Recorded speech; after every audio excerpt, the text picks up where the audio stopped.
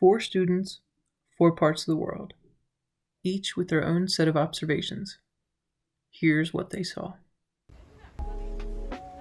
Old San Juan is one of the oldest cities in the U.S. and its territories.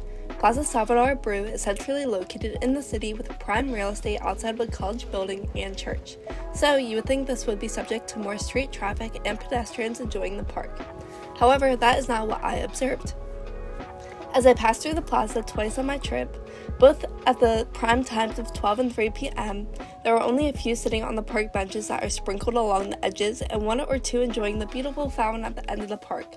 But most were like me and just passing through to get to their ultimate destination. The plaza is flooded with sunlight, local restaurants nearby, and a beach 2 blocks away, so it is hard to believe that the absence of people is strictly due to the COVID-19 pandemic.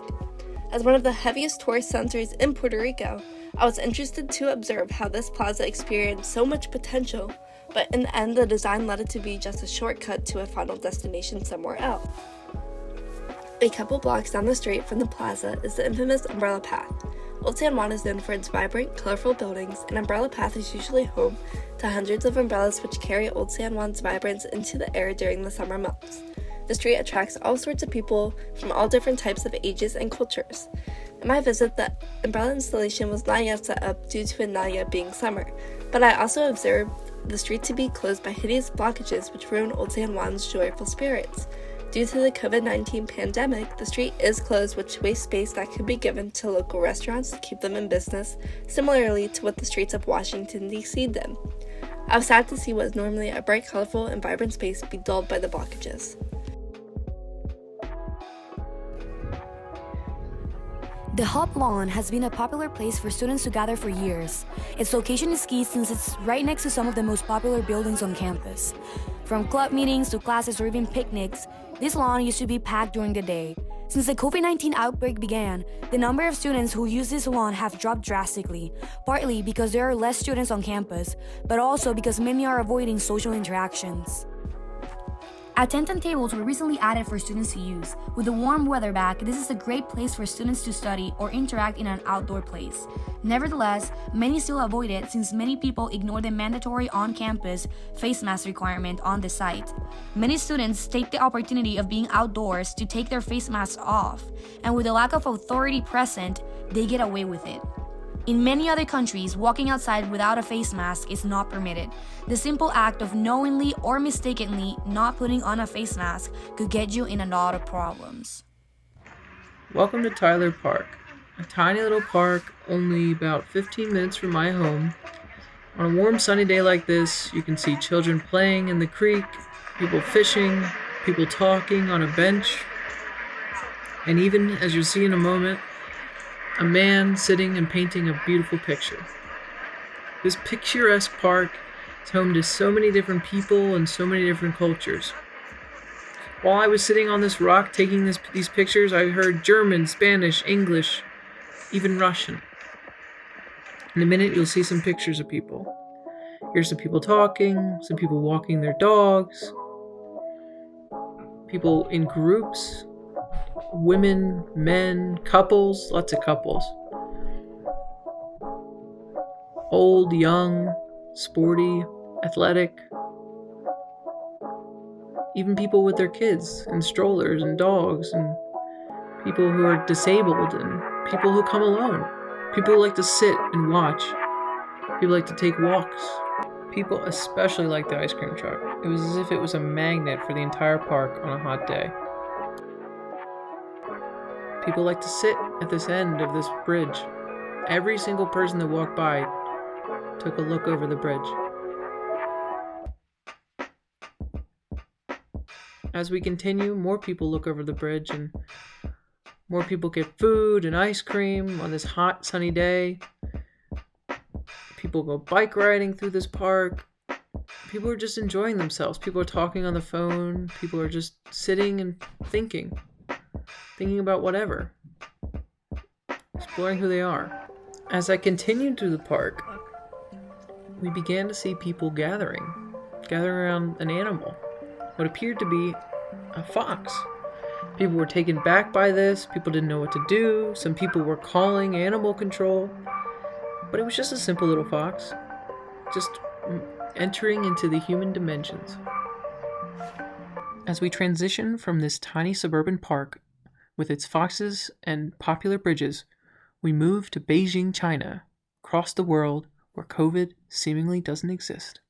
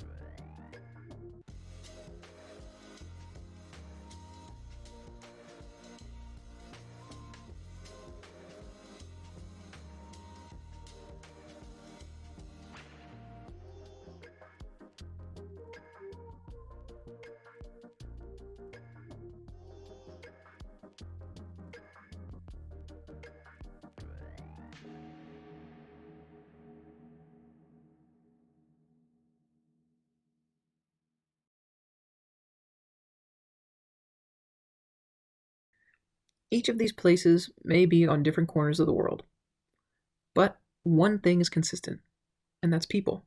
People are everywhere, and no matter where you are on this planet, people will do the same things. Where there's a spot to sit, they'll want to sit. Where there's a spot to eat, they'll want to eat. And where they can explore, they'll explore.